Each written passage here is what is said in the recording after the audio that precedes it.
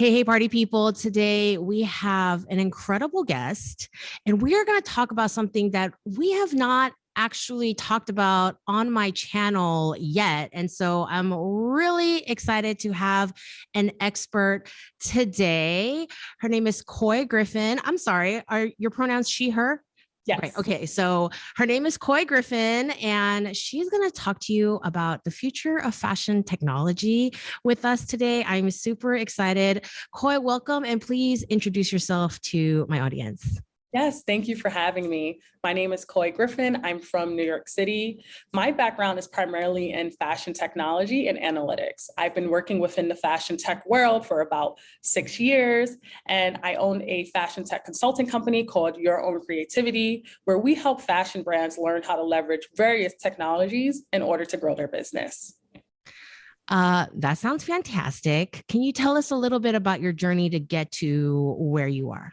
Yeah, my journey is super unique. As you may know, fashion technology is super niche. So it's not like there's a major you can take to learn about fashion technology, or you can't go to a university specifically for fashion tech yet. So I actually started out within the tech world. When I went to attended Clarkson University, I studied data analytics and entrepreneurship. And during my time, I interned for a few Fortune 500 companies such as IBM and Johnson & Johnson. And I got the experience to understand what data is and how it's used in a variety of industries.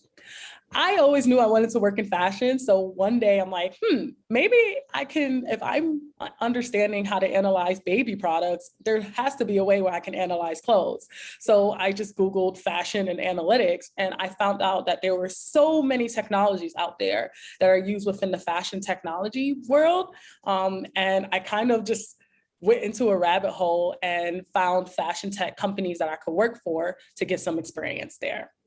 Cool. So tell us more specifically what your company does. Yes. So my company, we offer a variety of services, which range from fashion brands who may want to learn or understand how their analytics are working, right? So if you're a fashion brand and you're using like Shopify or Squarespace to manage your website, sometimes you might not understand what those analytics are telling you. So if you want to understand what's your most popular item, or if you're tracking everything on your website accordingly, that's where we can come in. But then we have other fashion brands who really want to get into this immersive world of like augmented reality filters or creating Instagram filters or wearable filters. So that is a service we offer as well. And we have a few tech partners to support us with that.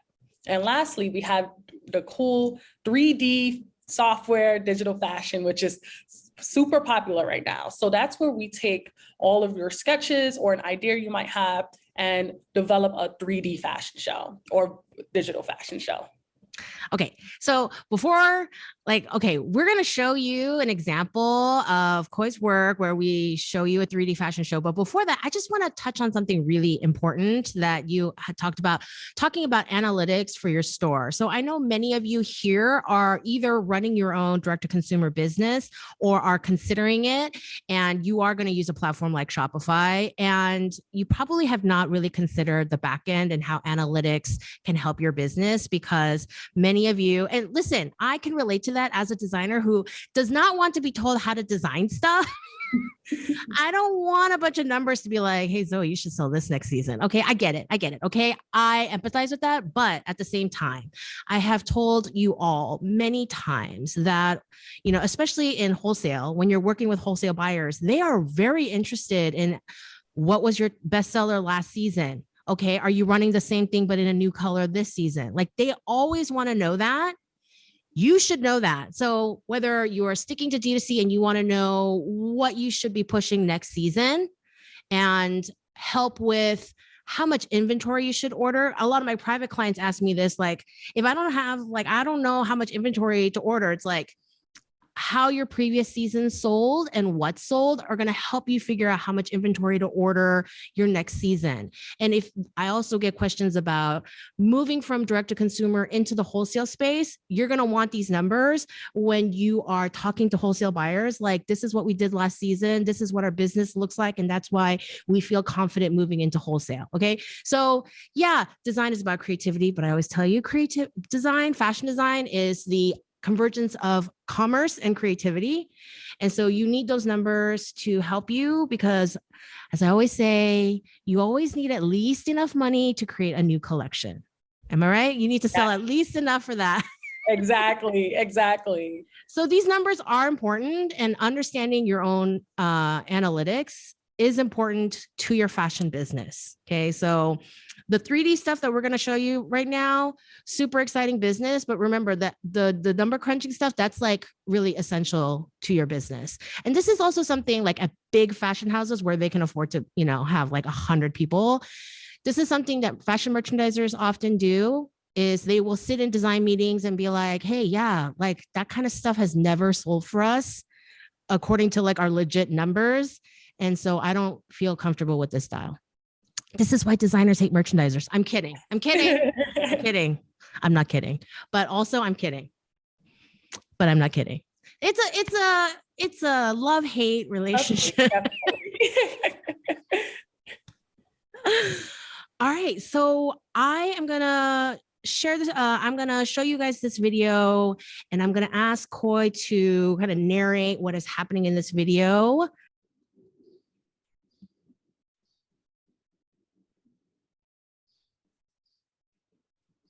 So this digital fashion show has two parts. This part that you're seeing in the beginning was like the campaign where we created this snow background, and now you're seeing the official fashion show.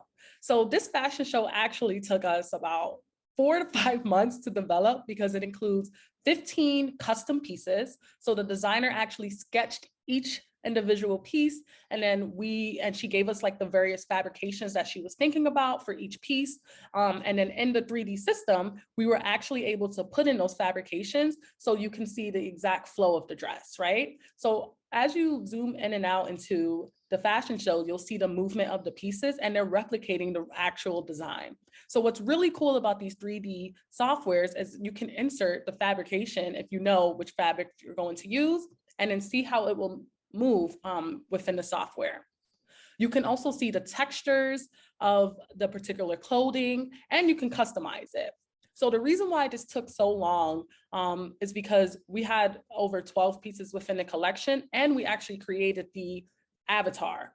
So every time you have an item that you want the avatar to model in, one, you have to place the item onto the avatar, and then you have to digitize it or add the animation, right? So that animation really requires a high amount of rendering, which is essentially just like downloading the file. And that requires a lot of processing power within your computer. So most of the time it was just us just processing these large files. But luckily, since I have a team of designers, we were able to break it up according to our team. So in this portion, this is just the end version of the fashion show where we're doing a 360 of each item so that everyone can really see the item in a view. And what's great about this is we can actually break this show into smaller segments so that our client, she was able to use this as additional marketing materials and not just as a long 3-minute video. So what we've identified for a successful digital show is to not only make sure that it looks good, but also make sure that we can reuse this content, right? So she's able to reuse it, snippets from the fashion show when their models are walking down the runway, these 360 videos, she can cut it into like 2 seconds or so. And lastly, the software. So we use CLO3D and Daz Studio to create this. But since those softwares are very heavy on a computer, we wanted to make sure we added some After Effects to make it pop.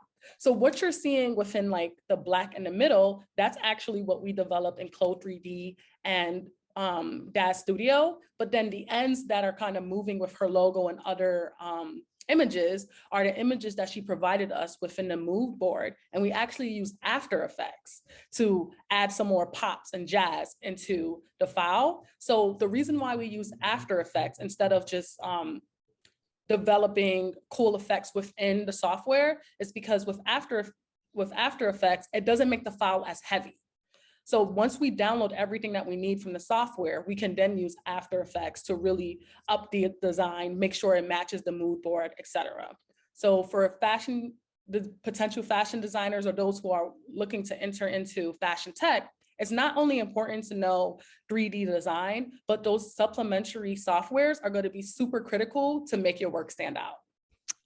Wow. Okay. What were the programs again? You said CLO3D, and what's the second one? Yes, CLO3D, Daz Studio, and Adobe After Effects. Okay, I'm going to list those in the description box below, Perfect. so y'all have that for your reference. And are these the ones that are most used in the industry, or are there others that people are using? Yes, so CLO3D is probably most used. A lot of people are aware about it. People use Blender for, you can use Blender for fashion items, but it's primarily used for any 3D items. And then Marvelous Designer is also another 3D software you can use. We use a mix of both. So like some softwares are just better in like specific departments than others. So typically we would use Daz Studio to get like shoes or backgrounds, and then CLO3D to like animate and build the clothes. And then we'll merge the two and to develop our larger digital fashion shows. I had no idea all those platforms were compatible. Because I always think like, Adobe products are compatible with each other because they're all made by the same company, but these are all separate companies, but they're still compatible. Well, yeah, it can be. You kind of have to like play around with the file formats. There are limitations when you are transferring it. I will say that. But if you are looking for specific elements, there's typically some wiggle room for you to just transfer one file to the next platform if it's not too large or like the file format is the same. Okay, so let's pretend someone is just starting out. This is very exciting for them, and they want to know what they should learn first. Like, what do you think is the simplest way to get started? The simplest software, maybe. CLO3D, definitely. So I recommend CLO3Ds. One, because they have a library full of resources and tutorials to help you upon your journey. So you can start with a simple t-shirt and you'll find tons of resources to support you. Additionally, you can create your avatars in CLO3D. So if you don't want to focus on clothes and you want to focus on building like an actual avatar, you can do that within the system. And you can also animate your fashion show in CLO3D as well. So you can build your designs, build an avatar, and animate all in one platform. And the best part is they have those tutorials to help you. I was just going to say, when I was watching the video, I was just admiring how the fabric moves with the walking figures. That was my favorite part. Actually the most impressive part to me. Like, I think that for a lot of fashion illustrators, that getting the drapes right on a figure is one of the most challenging things. So to get the moving drapes right was really impressive to me. I mean, the fabric textures and everything, those were really cool too. But that to me was like, wow, okay, Yeah. like you can really feel the fabric move with every walk, and the drapes and everything, and how it looks different when, it's a tighter garment than a looser garment. And Yep. Very impressive. That was so cool. Thank you. Thank you. Before you learned CLO3D, are there any specific skills that someone should learn? Because this is what I'm thinking, because I also have like much younger students following the channel. So they're like, well, I can't afford to get CLO3D yet. So what are the steps up to that? Right. So CLO3D also has like this pattern making ability. So if you're a person who wants to create tech packs or rely heavily on tech packs, that if you know how to develop a tech pack, learning CLO3D would be so much easier. Having backgrounds or skills within pattern making or just like tech packs in general will definitely expedite your process of learning CLO3D. And then having experience with just like Adobe or any 3D platform, it does not have to be CLO3D, but any 3D platform will essentially do the same thing. So like you'll learn how to render files, how to like edit the colors. It's really the same across each platform. So if you cannot afford CLO3D, they do have a 30-day free trial if you want to test it out. But if you can't afford CLO3D, I would recommend just finding like a cheaper or free 3D tool and just learning the basics there. And then you can apply it to like any other platform. Okay. So you said like product development, like pattern making and tech packs would really help you, because I mean, those things are the things that help you understand a garment's construction. Exactly. So how much pattern making does someone need to know? Like, they don't have to be really good at it. Beginners, like Okay. just beginners. Yeah, you don't need to know a lot. Actually, in CLO3D, when you're developing a garment on the there's an option where you can actually see the pattern in real time. So that's why it's really helpful if you do have the pattern background, because you could use that as a reference. But if you don't, that's fine too. You don't need one to get started. Really, if you have any experience of just working in graphic design, period, that will be a great point of reference to play around within the software. Cool. So we talked about the things that you do with 3D software. What other applications? Like, if my students here wanted to learn CLO3D or some other software, what does the job market look like? Well, like, what kinds of jobs are out there? Yes, luckily we're in the age where everyone's looking for the metaverse or gaming, etc. So there are tons of jobs, and there's a huge demand, especially within the gaming side of digital designers. So if you want to work for like gaming companies, they are looking for people who know how to use 3D platforms. So Blender is a strong platform that's used across various industries, not just fashion. It's used across gaming, art, even like interior design. So that's one way you can use your 3D design background. But then there's also the fashion industry within itself. So developing sneakers, understanding how to develop sneakers using like 3D softwares is huge. So most sneakers are mocked up digitally before they actually become created.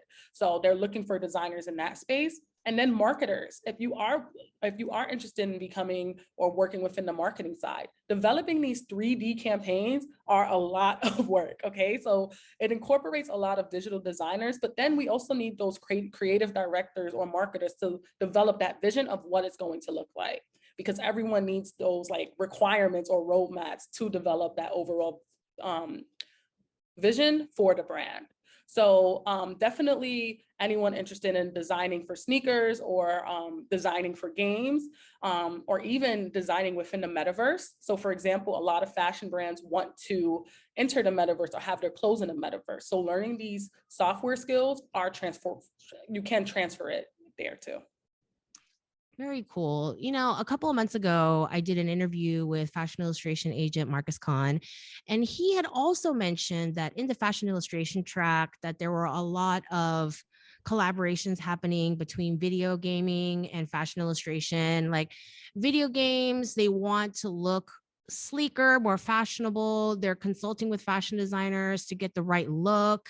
Like, that whole space where kind of fashion and video games collide, like, there's so much potential in that space. Y'all, I hope you all are paying attention to that, because I really think the more we are moving towards digital, and I do believe that many people think that within the sustainable fashion movement, that moving towards, like, a big part of it is the need for newness. Like, people crave new things all the time. And a lot of people think that turning to digital fashion can be a different outlet, a more sustainable outlet for that need for newness. And I think that there's definitely a branch of fashion that is focusing on that. So you heard it on this channel from two like industry professionals and experts. We are moving into this space. It's definitely some place for you to pay attention to and do some research on, whether you are doing 2D illustrations or, 3D effects. Like, that's the space. Absolutely.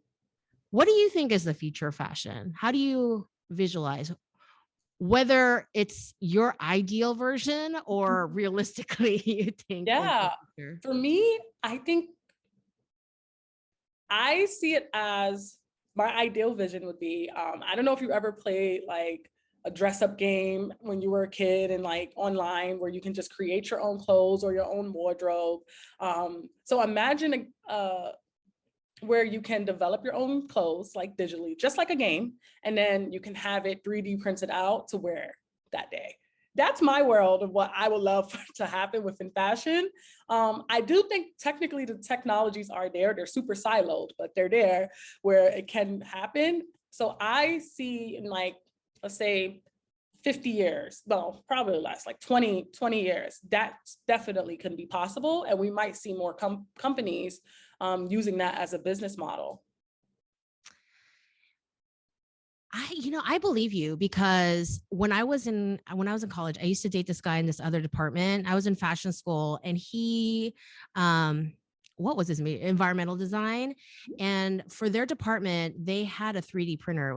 And this was 99, like more than 20 years ago, and it was very rudimentary, and it looked like they were blue. The material they were using was blue, but they look kind of like Monopoly houses. Like, Yeah. very square and like with a little shingle roof, and they were using Form Z and, that sort of thing.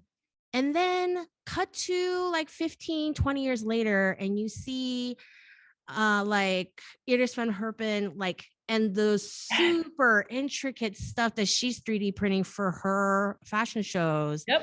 And you think about how far we've come in that time from these little blue houses that those students were playing around with. And I can see that. Yes. I can see that. The Definitely. future is coming. It's coming. It's here. The pieces are here. I mean, right now I focus so much on teaching, design process and, the things that I do know. But if I had more time to like learn something new, I think CLO3D would be, or, some equivalent of software that's really the future of where we're going. I think that, well, I do know for a fact that tech designers and pattern makers, they are moving into using 3D modeling to do their first iterations, like in the sample making process. Do you work with a lot of companies to do that? So we have worked, we're actually doing our first trial now with the client that we created the fashion show for. So she's currently in the sample process where she's producing her fashion brand. So just a FYI, all of these items that we created aren't produced. They're in the process of being produced. And we developed tech packs for each item based off of what was featured in the collection. So she's currently producing all of the samples, and she is using the tech packs that we created and referencing these 3D images. And she's found it a lot easier. And when she wants to make an update to a design, or she comes up with a new design, she contacts us to just edit what we already have within the digital asset, and then she sends it to the manufacturer. Very cool. This is the future. This is the future of fashion. Very exciting. All right. It was so great having you on, Coy. Thank you so much for visiting my online studio and talking and sharing so much knowledge with my audience. Y'all, I'm going to drop her website, the software that she mentioned, so y'all can do your research and figure out which one you want to learn and what you want to look into and all those good things. Is there anything in particular you want to share with us or point my students towards, or anything before we log off? Yes, thank you for having me. And yeah, if you are interested in learning more about fashion technology, I do publish articles weekly regarding different topics happening within fashion tech, and you can find them at my website, theyoc.com. And we publish articles about fashion brands that have entered the metaverse, or how to get your fashion brand into the metaverse, as well as analytics support. So just check out our website if you want to learn more. Oh, I'm going to do that. I'm a big newsletter fan.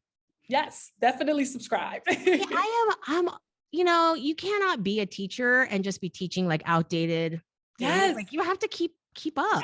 Keep up. It's so important. So absolutely. Important. I'm going to subscribe to that. Thanks. All right. Please, did I just like lose my stream? Please thumbs up this video if you learned something new today. Please drop some love for Coy in the comment section, and drop some questions if you have for her. I'll try to forward them along.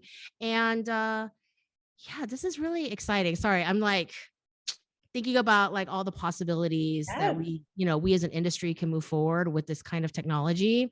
But yeah, thanks again to Coy, and I will see you in the next video. Thank you, everyone. Bye.